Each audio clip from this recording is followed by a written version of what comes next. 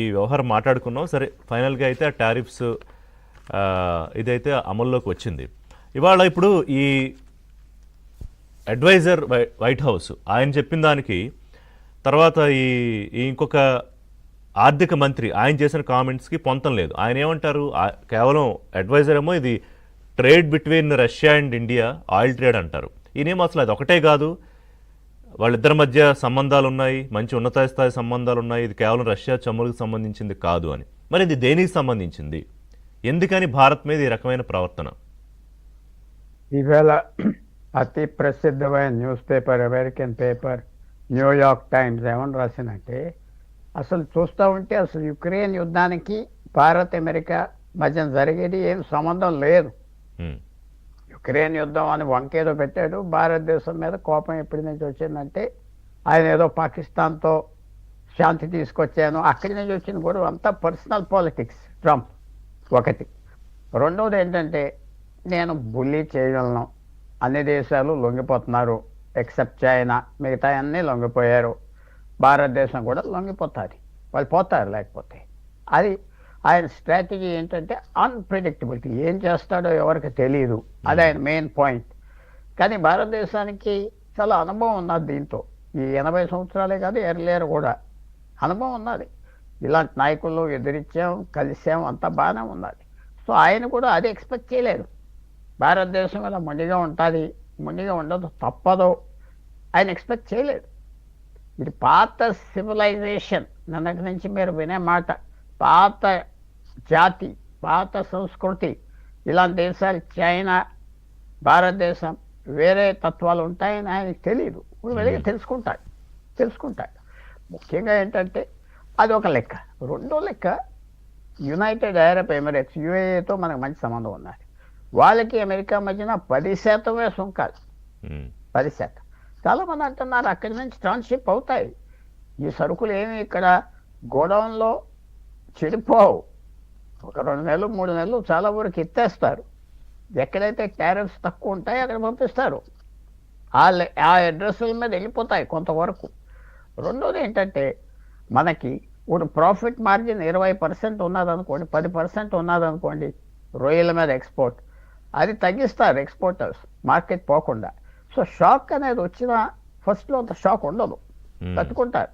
ఇదే పెద్ద మునిగిపోయి వెళ్ళిపోయేది కాదు, మల్టీ ప్రోడక్ట్స్ మనకి. అంటే కొంతమంది ట్రేడ్ ఎక్స్పర్ట్స్ భారత్కి ఈ మధ్య కాలంలో అతిపెద్ద ట్రేడ్ షాక్ అని చెప్తున్నారు కదా దీన్ని.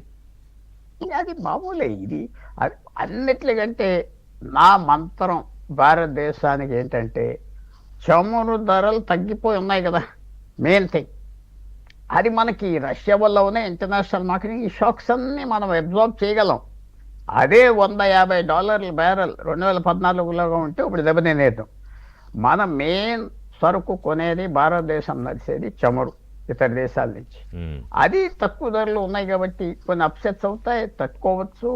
మెరీన్ ప్రోడక్ట్స్ మనం $7-8 బిలియన్, $9 బిలియన్ అమెరికాకు పంపిస్తున్నాం, తగ్గుతుంది, ఇతర దేశాలు కొంచెం లిఫ్ట్ చేస్తారు, అలా ఉంటాయి. ఇది అడ్జస్ట్మెంట్ ప్రాసెస్ జరుగుతుంది. నొప్పి ఉంటుందా, తప్పకుండా నొప్పి ఉంటుంది, కానీ ఇదొక పరిస్థితి. ఇది ఎక్కడికి వెళ్తుంది, యుద్ధం తగ్గిపోతుందా, తగ్గొచ్చు, పెరుగుతుందా, పెరగచ్చు. ఇది యుక్రెయిన్ గురించి కాదు, దేని గురించి కాదు. కానీ ఇప్పుడు ఇవాళ న్యూయార్క్ టైమ్స్ ఏమన్నదంటే, అమెరికాలో అంతా ఆశ్చర్యపోయేది ఏంటంటే, నువ్వు యుక్రెయిన్ని నిలబెట్టేది భారతదేశం అంటున్నా, చైనా మీద ఎందుకు వేయలేదు, టర్కీ మీద ఎందుకు వేయలేదు, అలాగే జపాన్ మీద ఎందుకు వేయలేదు. చైనా మీద 250% వరకు వెళ్ళింది, రియాలిటీలో 30% ఉంది వాళ్ళ వచ్చేసింది. ఎందుకంటే చైనాతో వాళ్ళు పోరాడలేరు, చైనాతో పోరాడితే వాళ్ళ ఇండస్ట్రీ ఒక నెలలో ఆగిపోతుంది. చైనా సప్లై చేసేది మెయిన్ మ్యాగ్నెట్స్, రేర్ ఎర్త్స్ ఆప్ చేస్తే వీళ్ళ ఇంకా దివాలా, ఇంకేం లేదు అక్కడ. అది అర్థం చేసుకున్నాడు, నోరు మోసుకొని కూర్చున్నది, మాట్లాడట్లేదు. సో భారతదేశం బలం ఏంటి, భారతదేశాన్ని వీజాల మీద బెదిరిద్దాం, దాని మీద బెదిరిద్దాం. మీరు ఒక వ్యాపారస్తుడు అతని చేతిలో డబ్బు పవర్ ఉంటే ఎలా బిహేవ్ చేస్తాడు, అలా బిహేవ్ చేస్తున్నాడు. ఇప్పుడు మనం ఎలా బిహేవ్ చేస్తామని చెప్పలేము, రోజు రోజుకి ఎలాంటి ప్రెషర్స్ వస్తాయి.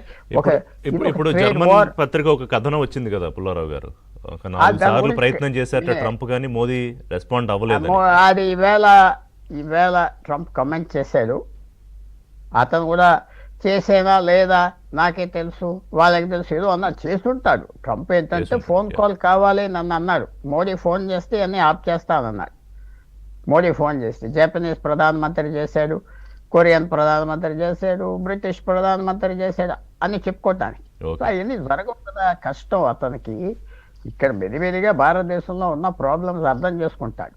మనం లొంగిపోతే అపోజిషన్ తిరుగుతుంది, లొంగపోతే అపోజిషన్ తిరుగుతుంది, ఇవన్నీ ఉంటాయి. ఇప్పుడు ఇందిరాగాంధీ టైం కాదు, నెహ్రూ టైం కూడా అంతే. సో అందువల్ల భారతదేశానికి 3 నెలలు అవుతుందా, ఇది 6 నెలలు, ఏ యుద్ధమైనా స్టార్ట్ అవుతే ఇదేదో అనుకున్నట్టుగా మాత్రం అవ్వదు. సంజయ్ గారు, అది జ్ఞాపకం పెట్టుకో. Yes, rule number 1. Rule number 2, అమెరికాకి ఎక్కడో చోట 2-3 లోపాలు ఇతర దేశాల నుంచి జరిగితే లొంగిపోతాడు ట్రంప్.